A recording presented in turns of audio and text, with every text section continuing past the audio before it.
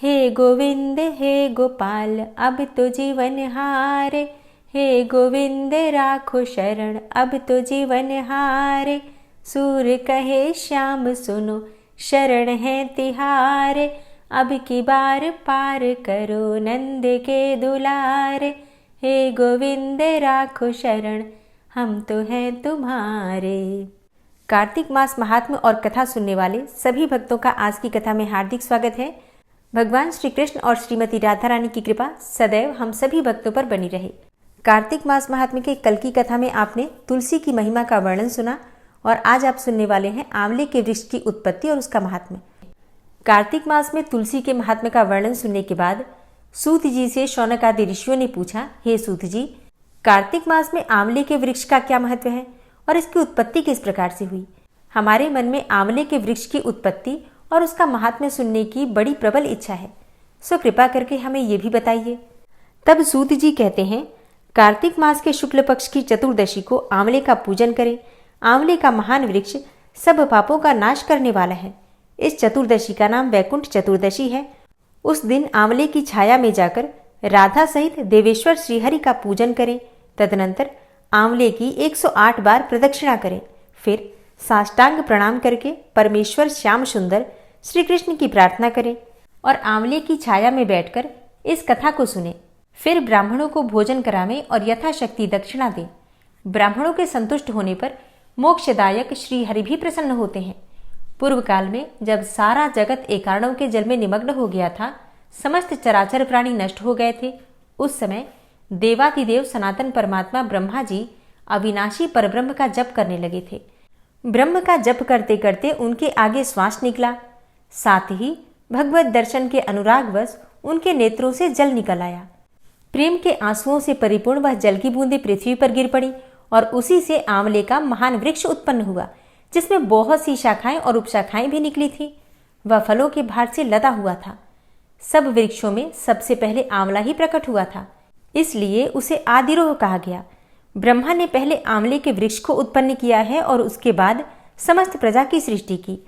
जब देवता आदि की भी सृष्टि हो गई, तब वे उस स्थान पर आए जहां भगवान श्री हरि विष्णु को प्रिय लगने वाला आंवले का वृक्ष था। उसे देखकर सब देवताओं को बड़ा आश्चर्य हुआ।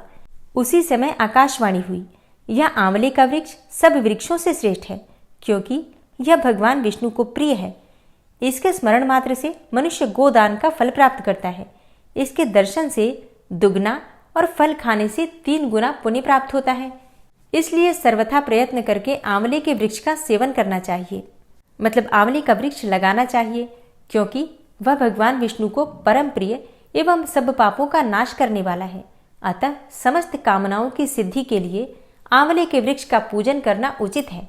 जो मनुष्य कार्तिक में आंवले के वन में भगवान श्रीहरि की पूजा तथा आंवले की छाया में भोजन करता है, उसके सारे पाप नष्ट हो जाते हैं। आंवले की छाया में वह जो भी पुण्य करता है वह कोटि गुना हो जाता है। प्राचीन काल की बात है, कावेरी के उत्तर तट पर देवशर्मा नाम से विख्यात एक श्रेष्ठ ब्राह्मण रहते थे।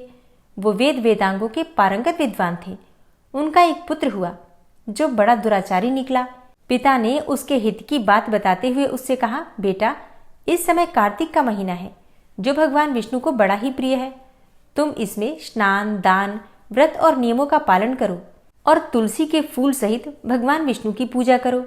भगवान के लिए दीपदान, नमस्कार तथा प्रदक्षिणा करो। पिता की ऐसी बातें सुनकर वह दुष्ट आत्मा पुत्र क्रोध से जल उठा। उसके ओष्ठ फड़कने लगे और उसने पिता की निंदा करते हुए कहा, हे तात, मैं कार्तिक मास में पुण्य संग्रह नहीं करूंगा। पुत्र का यह उद्दंडतापूर्ण वचन सुनकर देवशर्मा ने क्रोधपूर्वक कहा, अरे दुर्बुद्धि, तू वृक्ष के खोखले में चूहा हो जा। इस शाप के भय से डरे हुए पुत्र ने पिता को नमस्कार करके पूछा, हे पूज्यवर, उस घृणित योनि से मेरी मुक्ति कैसे होगी, ये भी बताइए। तब इस प्रकार पुत्र के द्वारा प्रसन्न किए जाने पर ब्राह्मण ने शाप निवृत्ति का कारण बताया। ब्राह्मण ने अपने पुत्र से कहा, सुनो, जब तुम भगवान श्री हरि विष्णु को प्रिय लगने वाले कार्तिक मास के व्रत का पवित्र महात्म्य सुनोगे, उस समय उस कथा के श्रवण मात्र से तुम्हारी मुक्ति हो जाएगी। पिता के ऐसा कहने पर वह उसी क्षण तत्काल चूहा हो गया और फिर कई वर्षों तक वह सघन वन में ही निवास करता रहा। एक दिन कार्तिक मास में विश्वामित्र जी अपने शिष्यों के साथ उधर से ही आ निकले। तब नदी में स्नान करके भगवान की पूजा करने के बाद आंवले की छाया में बैठे। वहां बैठकर वे अपने शिष्यों को कार्तिक मास का महात्म्य सुनाने लगे। उसी समय कोई दुराचारी व्याध शिकार खेलता हुआ वहां आया। वह प्राणियों की हत्या करने वाला तो था ही, ऋषियों को देखकर उन्हें भी मार डालने की इच्छा करने लगा। परंतु उन महात्माओं के दर्शन से उसके भीतर सद्बुद्धि जाग उठी। उसने ब्राह्मणों को नमस्कार करके कहा, हे मुनिवर, आप लोग यहाँ क्या करते हैं? उसके ऐसा पूछने पर विश्वामित्र जी बोले, कार्तिक मास सब महीनों में श्रेष्ठ बताया जाता है। उसमें जो कर्म किया जाता है वह बरगद के बीज की भांति बढ़ता है।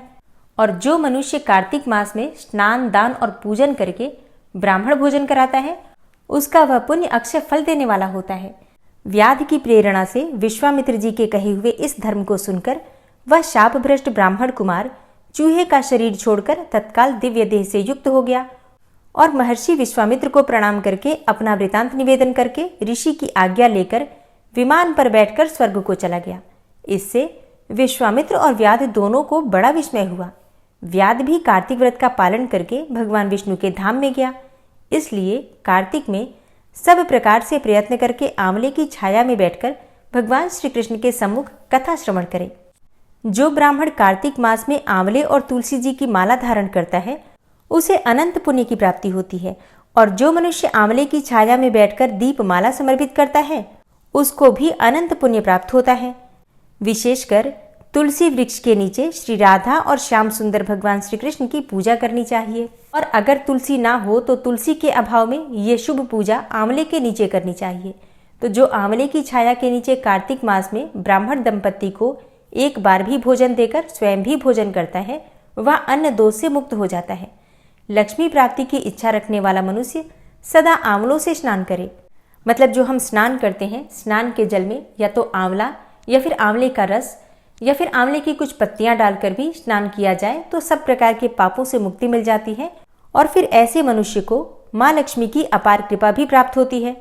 इसलिए अगर आपको धन प्राप्ति की कामना है तो आंवले से स्नान कीजिए। विशेषकर एकादशी तिथि को आंवले से स्नान करने पर भगवान विष्णु संतुष्ट होते हैं। और अब कुछ ऐसे भी दिन हैं जिस दिन आंवले का सेवन या फिर आंवले से स्नान वर्जित बताया गया है, जैसे कि नवमी तिथि, किसी भी महीने की नवमी तिथि, अमावस्या तिथि, सप्तमी तिथि, संक्रांति दिन मतलब जिस दिन सूर्य राशि परिवर्तन करते हैं उस दिन, फिर रविवार को चंद्र ग्रहण और सूर्य ग्रहण के दिन आंवले से स्नान नहीं करना चाहिए। तो जो मनुष्य आंवले की छाया में बैठकर पिंडदान करता है उसके पितर भगवान विष्णु के प्रसाद से मोक्ष को प्राप्त हो जाते हैं। तीर्थ या फिर घर में जहां जहां मनुष्य आंवले से स्नान करता है वहां वहां भगवान विष्णु स्थित हो जाते हैं। सूत जी कहते हैं, जिसके शरीर की हड्डियां आंवले के स्नान से धोई जाती हैं, मतलब आंवले के पानी से धोई जाती हैं, ऐसा मनुष्य फिर से गर्भवास नहीं करता, अर्थात उसे मोक्ष की प्राप्ति हो जाती है। जिनके सिर के बाल आंवला मिश्रित जल से रंगे होते हैं वे मनुष्य कलयुग के दोषों का नाश करके भगवान विष्णु को प्राप्त हो जाते हैं। मतलब देखिए यहाँ आंवले के कितने फायदे बताए गए हैं। आंवला बालों में लगाने से बाल भी काले होते हैं और भगवान विष्णु की कृपा भी प्राप्त होती है। हर प्रकार के पापों का भी निवारण हो जाता है। तो आंवले से स्नान करना या फिर आंवले से अपने बाल धोना ये अत्यंत ही श्रेष्ठ माना गया है, स्वास्थ्य के दृष्टिकोण से भी और भगवान श्री विष्णु की कृपा की प्राप्ति के लिए भी, पापों के निवारण के लिए भी और माँ लक्ष्मी की कृपा के लिए भी। तो कार्तिक मास चल ही रहा है और आंवले भी आसानी से उपलब्ध हो जाते हैं। जो तिथियां वर्जित बताई गई हैं कथा में उन्हें छोड़कर बाकी के दिनों में आंवले का प्रयोग हमें जरूर करना चाहिए। अब सूत जी आगे कहते हैं कि जिस घर में सदा आंवला रखा रहता है वहां भूत, प्रेत, कुष्मांड और राक्षसी नहीं जाते। जो कार्तिक में आंवले की छाया में बैठकर भोजन करता है उसके 1 वर्ष तक अन्न संसर्ग से उत्पन्न हुए पाप का नाश हो जाता है। अन्न संसर्ग मतलब कई बार किसी के यहाँ अगर सूतक पातक में गलती से खा लिया हो या फिर किसी ऐसे व्यक्ति का भोजन जो कि सही मार्ग से धन का अर्जन न करता हो, ये पाप के अन्न में आता है। तो इस प्रकार अगर किसी और का अन्न हमने खाया हो जो ठीक ना हो तो वो सभी पाप समाप्त हो जाते हैं अगर हम आंवले की छाया में बैठकर भोजन करते हैं। और हमारे शास्त्रों में तो कार्तिक मास में आंवला नवमी के दिन भोजन बताया भी गया है कि भोजन वहां बनाइए और वो भोजन ब्राह्मण को भी कराइए वहीं बिठाकर, और फिर स्वयं भी परिवार सहित वहीं बैठकर आंवले की छाया में बैठकर भोजन करना चाहिए। तो इस प्रकार से कार्तिक मास महात्म्य का 5वां अध्याय समाप्त हुआ। और अब आप सुनेंगे कार्तिक मास में सुनी जाने वाली गंगा जमुना की कथा। एक समय की बात है, दो बहनें थीं। एक का नाम था गंगा और एक का नाम था जमुना। एक बार दोनों बहनें एक साहूकार के खेत में से जा रही थीं। जमुना ने 12 दाने गेहूं के खेत में से तोड़ लिए। गंगा बोली कि बहन, ये तो चोरी हो गई, तुझे तो पाप लग गया। जमुना बोली, अब ये कैसे उतरेगा? गंगा बोली कि 12 बरस साहूकार के यहाँ नौकरी करने से उतरेगा। तब जमुना साहूकार के यहाँ गई, बोली, मुझे नौकर रख लो, 4 काम छोड़कर मैं तुम्हारे सारे काम कर दूंगी। एक तो जूठे बर्तन नहीं धोऊं, दूसरा झाड़ू नहीं लगाऊंगी, सेज नहीं बिछाऊंगी और दिया नहीं चासूंगी। तब साहूकार ने उसे नौकर रख लिया। 12 बरस के बाद कुंभ का मेला आया और जब साहूकार साहूकारनी मेले में जाने लगे तो जमुना ने उन्हें एक सोने का टका दिया और बोली कि वहाँ मेरी बहन गंगा रहती है, उसको ये टका दे देना और कह देना कि बहन जमुना ने भेजा है। तो वह हाथ पसार कर गोरी गोरी बइयों में हरी हरी चूड़ियाँ पहनकर ले लेगी। जब साहूकार साहूकारनी वहाँ जाकर सोने का टका देने लगे तो गंगा ने हरी हरी चूड़ियाँ गोरी गोरी बइयाँ हाथ पसार कर टका लिया और बोली, मेरी बहन जमुना से कह देना कि अब तेरे 12 बरस पूरे हो गए हैं, अब आ जाएगी। साहूकार साहूकारनी घर आए और जमुना से बोले कि तेरी बहन बोली है कि तेरे 12 बरस पूरे हो गए हैं, तू आजा। यह सुनते ही जमुना सहस्त्रधारा होकर बहने लगी। साहूकार साहूकारनी को जब ये पता लगा कि जमुना माता हमारे घर में सारे काम करती थी तो मूंदे माथे पड़ गए और सोचने लगे कि अब हमारा पाप कैसे उतरेगा। उधर जमुना जब गंगा के पास गई तो गंगा ने पूछा कि तू साहूकार साहूकारनी को धीरज बंधाकर आई है या नहीं। जमुना बोली कि मैंने तो कुछ भी नहीं कहा। गंगा बोली कि उनका धीरज बंधा करा, नहीं तो उनको संतोष कैसे होगा। जमुना दोनों के सपने में आई और बोली कि तुम उदास क्यों हो। वे बोले कि हमने तुम्हारे से ऊंचा नीचा सब काम करवाया, अब हमारा पाप कैसे उतरेगा। जमुना बोली कि तुम्हारे कोई पाप नहीं लगा, मैं तो अपना पाप उतारने आई थी। तुम्हारे खेत में से 12 दाने गेहूं के तोड़ लिए थे, इसलिए मुझे दोष लग गया था। तुम्हारे यहाँ 12 साल काम करने से उतरा है। तुम उठो, तुम्हारा कोई दोष नहीं लगा। तुम्हारे खूब धन लक्ष्मी हो जाएगी और तुम्हारी मुक्ति भी हो जाएगी। हे जमुना माता, जैसे मुक्ति साहूकार साहूकारनी को दी वैसे सबको देना, हमें भी और हमारे सारे परिवार को भी देना।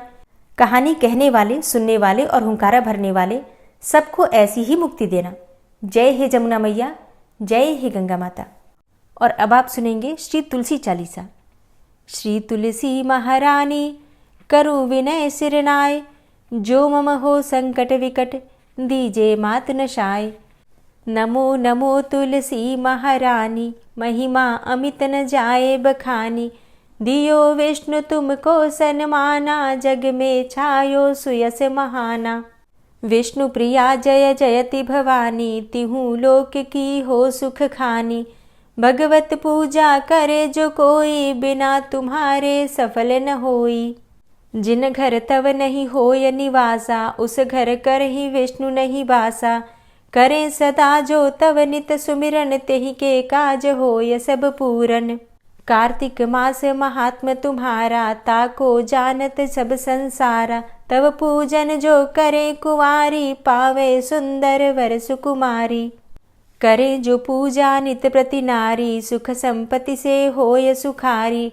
वृद्धा नारी करे जो पूजन, मिले भक्ति होवे पुलकित मन। श्रद्धा से पूजे जो कोई, भवनिधि से तर जावे सोई। कथा भागवत यज्ञ करावे, तुम बिन नहीं सफलता पावे। छायो तब प्रताप जग भारी, ध्यावत तुम्हि सकल चित धारी। तुम्ही मात यंत्रन तंत्रन में, सकल काज सिद्धि होवे क्षण में। औषधि रूप आप हो माता, सब जग में तव यश विख्याता।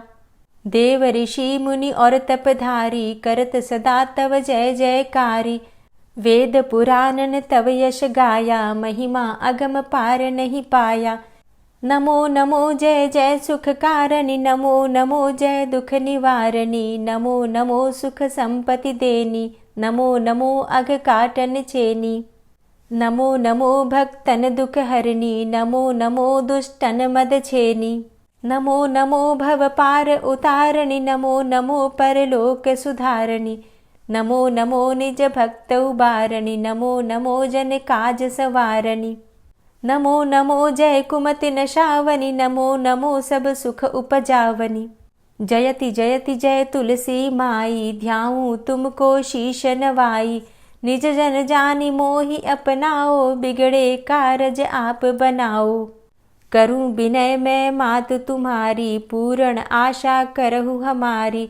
शरण चरण कर जोरी मनाऊं, निश दिन तेरे ही गुण गाऊं। करहु मात अब मोह पर दाया, निर्मल होए सकल मम काया।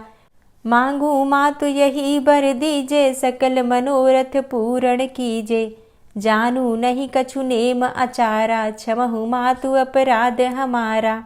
12 मास करे जो पूजा, तासम जग में और नहीं दूजा। प्रथम ही गंगा जल मंगवावे, फिर सुंदर स्नान करावे। चंदन अक्षत पुष्प चढ़ावे, धूप दीप नैवेद्य लगावे। करें आचमन गंगा जल से, ध्यान करे हृदय निर्मल से। पाठ करे फिर 40 की, स्तुति करे मात तुलसा की। यह विधि पूजा करे हमेशा, ताके तन नहीं रहे कलेशा। करे मास कार्तिक का साधन, सोवे नित पवित्र हुई जाहि। है यह कथा महासुखदाई, पढ़े सुने सो भव तर जाई। यह श्री तुलसी 40 पाठ करे जो कोय, गोविंद सो फल पावही, जो मन इच्छा होय। तुलसी 40 संपूर्ण। और अब आप सुनेंगे तुलसी महारानी की आरती। तुलसी महारानी नमो नमो, हरि की पटरानी नमो नमो। तुलसी महारानी नमो नमो, हरि की पटरानी नमो नमो। धन्य तुलसी पूर्ण तप कीनो, धन्य तुलसी पूर्ण तप कीनो।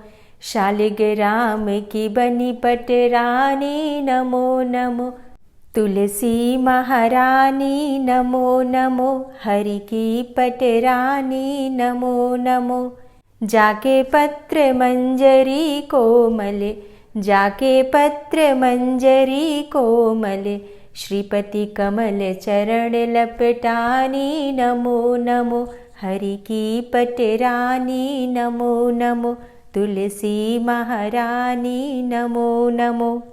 धूप दीप नैवेद्य आरती, धूप दीप नैवेद्य आरती।